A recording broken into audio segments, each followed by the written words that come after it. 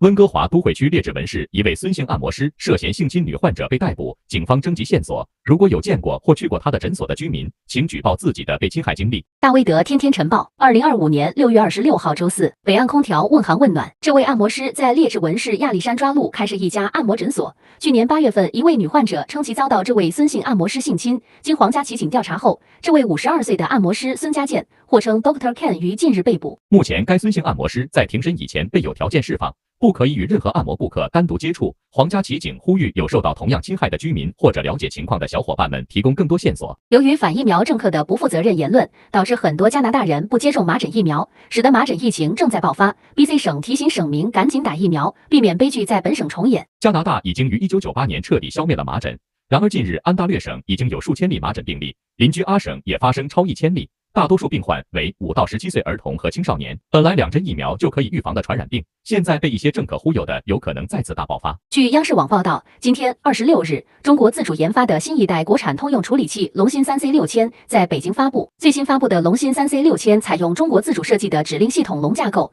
无需依赖任何国外授权技术，是自主研发、自主可控的新一代通用处理器，可满足通算、制算、存储、工控、工作站等多场景的计算需求。小伙伴们准备好迎接温哥华的酷暑了吗？由 BCIT 专业培养认证的工程团队为您量身定制惬意舒适的空调解决方案。今天就拨打电话2368637766，预约一个清凉的夏天了。大威德天天晨报由大威德登山队社团和德国 PM 全效营养素 Niki 团队特别支持播出。